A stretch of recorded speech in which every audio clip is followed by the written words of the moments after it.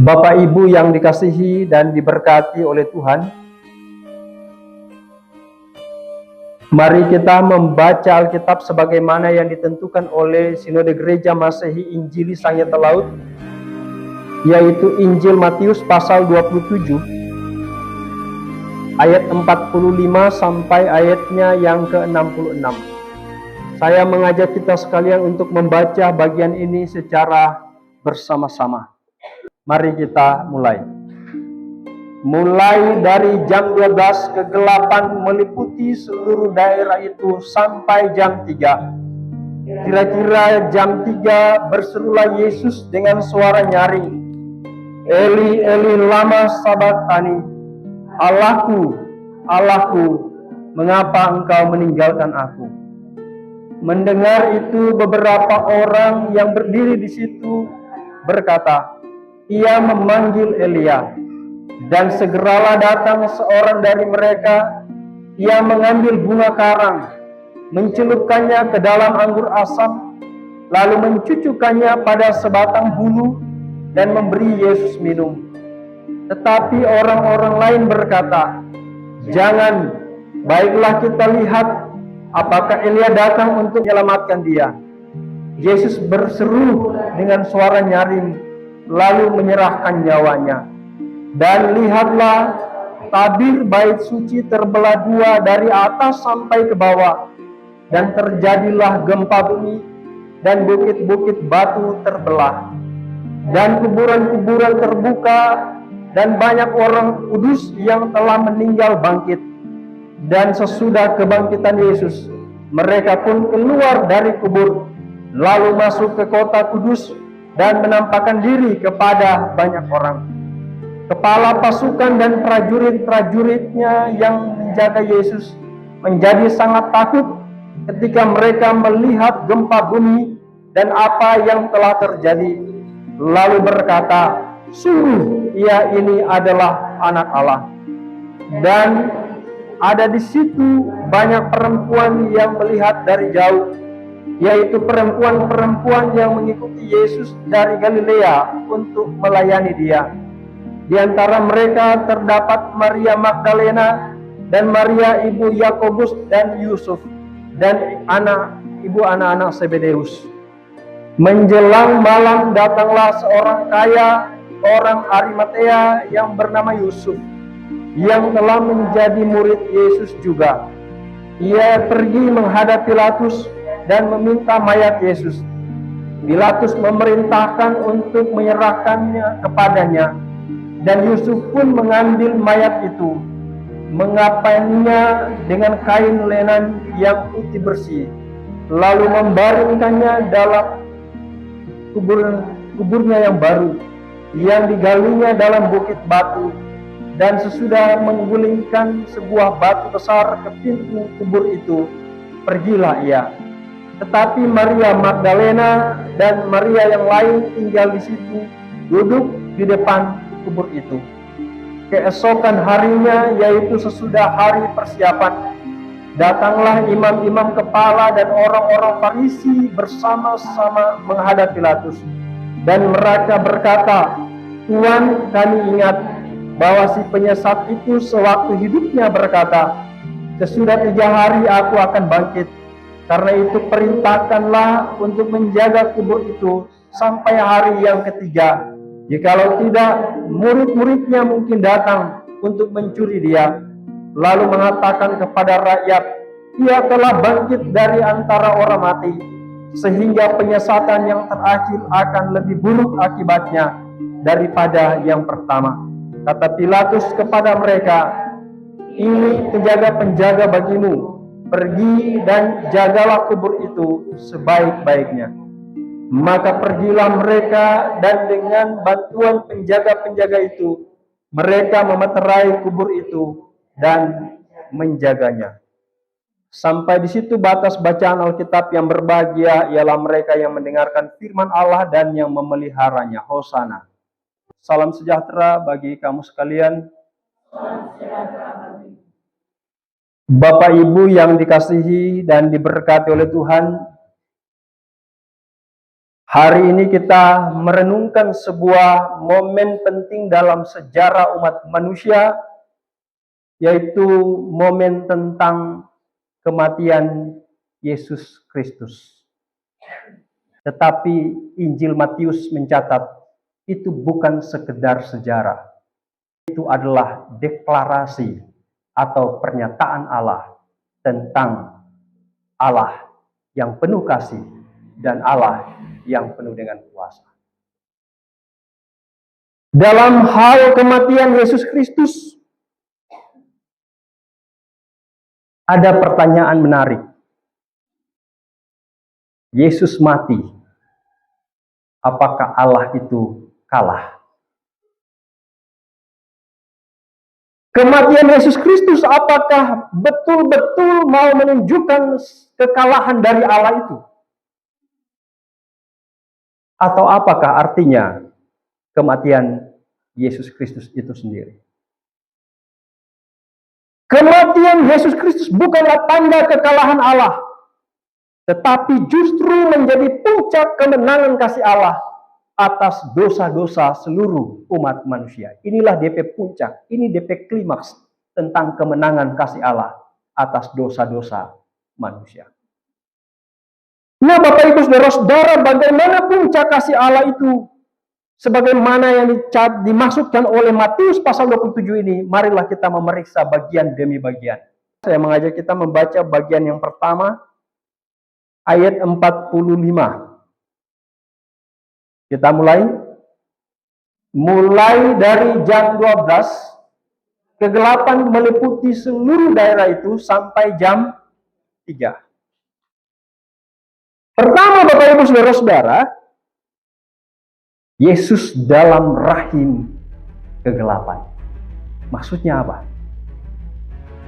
Kegelapan yang turun pada Jumat Agung itu bukan puncak pembalasan Allah terhadap mereka yang berkomplot.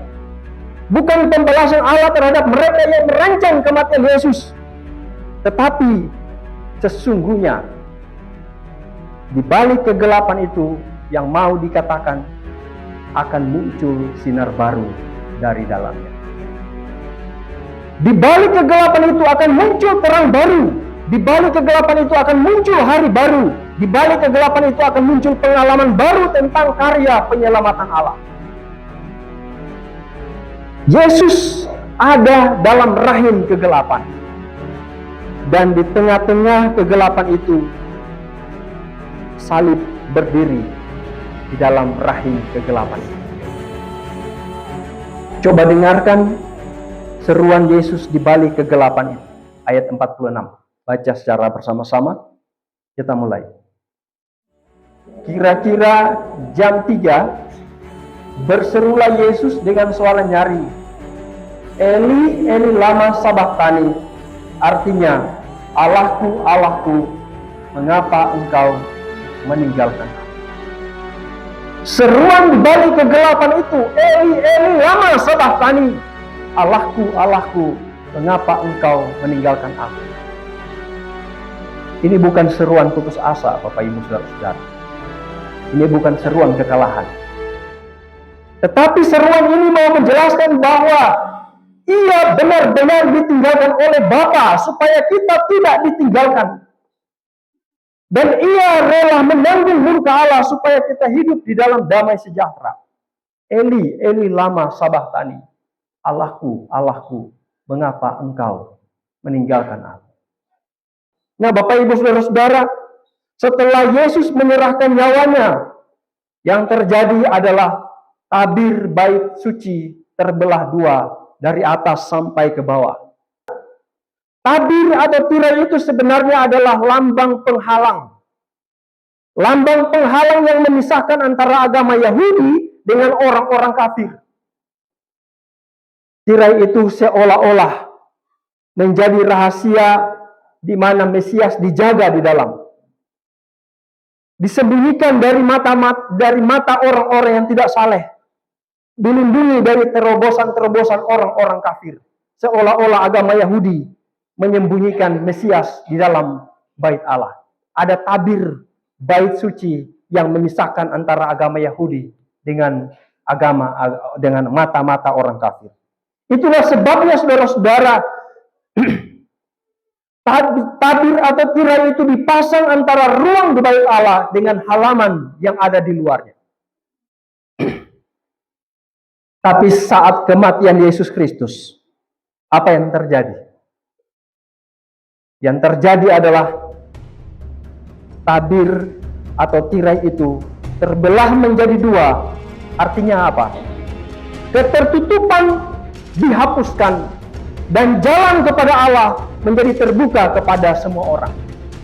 Tadinya hanya orang-orang tertentu saja yang bisa masuk ke dalam bait Allah. Tetapi begitu tabir bait Allah terbuka, itu memberi arti bahwa ketertutupan jalan kepada Allah telah dihapuskan dan jalan kepada Allah menjadi terbuka kepada semua orang, termasuk kepada orang-orang kafir yang dianggap berdosa itu. Nah, Bapak Ibu Saudara-saudara, Allah sebenarnya tidak tersembunyi di balik tirai. Karena tirai yang robek itu mengakhiri Allah yang terbungkus di dalam sebuah jubah yang misteri itu. Ia menghapus tembok yang begitu lama memisahkan antara Allah Israel dengan Allah-Allah bangsa-bangsa lain. Dan ini berarti Allah membuka akses bagi semua orang yang berada di luar halaman bait Allah karena dosa-dosa mereka. Sebelumnya tirai itu menutupi dari mata-mata orang kafir yang mau memandang ke dalam bait Allah.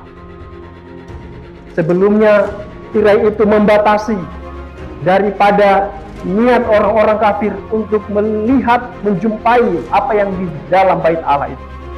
Tetapi begitu tirai bait Allah terbelah menjadi dua, maka akses kepada Allah sebenarnya terbuka. Karya penebusan Allah tidak tertutup, karya penebusan Allah tidak tersembunyi di dalam bait Allah, tetapi karya penebusan itu justru terjadi di mana? Karya penebusan itu justru terjadi di tempat yang terbuka. Di mana itu? Di Bukit Golgota dan di atas kayu salib. Karya penebusan tidak terjadi di dalam bait Allah, tapi karya penebusan justru terjadi di tempat yang terbuka, yaitu di Bukit Golgota, di mana menjadi tempat salib itu berdiri. Ini menjadi catatan penting bagi kita bahwa jangan menyembunyikan Allah di dalam kehidupan beragama, tetapi tampilkan Allah di dalam secara terbuka di dalam hidup kerohanian kita semua. Yang ketiga, ayat 52 sampai ayat 53, kuasa kematian membawa kehidupan. Kita lihat sama-sama. Dicatat begini. Dan kuburan-kuburan terbuka dan banyak orang kudus yang telah meninggal bangkit. Dan sesudah kebangkitan Yesus, mereka pun keluar dari kubur, lalu masuk ke kota kudus dan menampakkan diri kepada banyak orang. Nah, Bapak Ibu Saudara-saudara, ini menarik. Setelah Yesus mati, yang terjadi adalah kuburan justru terbuka. Bapak Ibu Saudara-saudara, ini merupakan satu keajaiban. Setelah Yesus mati, kuburan justru terbuka, dan ini adalah gambaran bahwa kuasa Kristus tidak hanya menghapus dosa, tetapi kuasa Kristus jauh melampaui daripada itu, yaitu mengalahkan kuasa dosa dan maut. Bahkan sebelum peristiwa kebangkitan Yesus, tanda-tanda kehidupan sudah dimulai dari kematian Kristus. Inilah Bapak Ibu Saudara-saudara yang menjadi dasar bagi kita orang-orang percaya untuk mengatakan bahwa kematian bukan akhir daripada segala-galanya, tetapi kematian itu adalah kehidupan baru bersama-sama dengan Tuhan.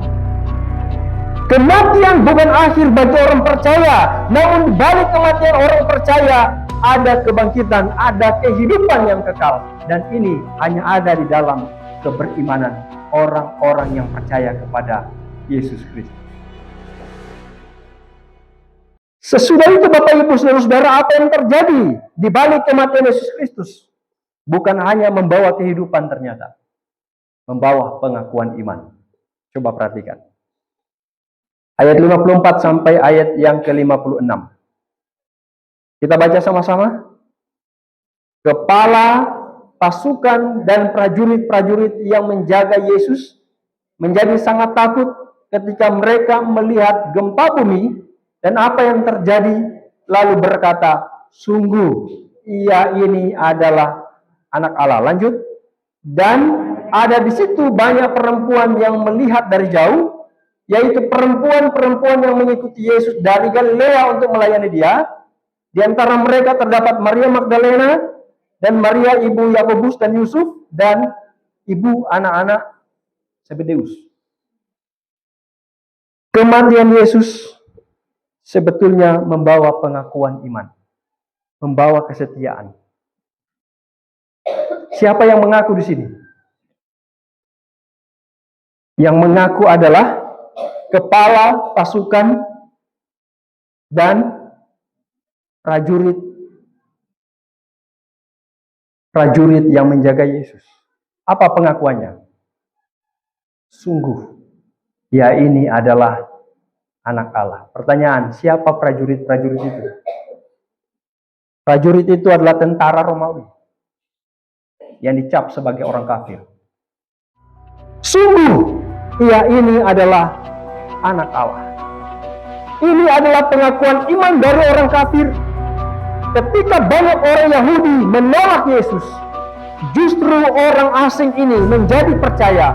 Itu artinya Injil keselamatan terbuka lebar-lebar kepada semua orang. Selain pengakuan itu, muncul di situ perempuan-perempuan. Waktu penyaliban Yesus, muncul tokoh-tokoh perempuan. Dari mana dorang mengikuti Yesus? Dari Galilea. Sampai ke mana? Sampai ke penyaliban, bahkan sampai ke kuburan Yesus. Apa artinya ini? Di mana kaum laki-laki? Siapa mereka? Mereka adalah murid-murid Yesus. Lalu waktu Yesus mau disalibkan, ditanyalah kepada mereka, bukankah engkau salah satu dari pengikut Yesus itu? Oh, aku tidak mengenal dia. Justru di sana tampil perempuan-perempuan yang mendampingi Yesus dari Galilea, bahkan sampai kepada kubur Yesus. Apa artinya ini? Ada kesetiaan seperti kaum perempuan. Dalam peristiwa kematian Yesus, kita mau menjadi prajurit yang mengaku iman kita atau menjadi orang-orang yang mencela Yesus. Kita menjadi setia seperti para kaum perempuan atau lari terbirit-birit seperti kaum laki-laki, para murid-murid Yesus. Nah, Bapak Ibu Saudara-saudara yang dikasihi dan diberkati oleh Tuhan, bagian yang terakhir dari pembacaan ini adalah Yesus dikuburkan. Meskipun berakhir dikubur, tetapi ini bukan akhir cerita dari kematian Yesus itu sendiri. Karena kematian daripada Yesus itu sesungguhnya merupakan gerbang menuju kebangkitan dan kemenangan atas dosa-dosa umat manusia.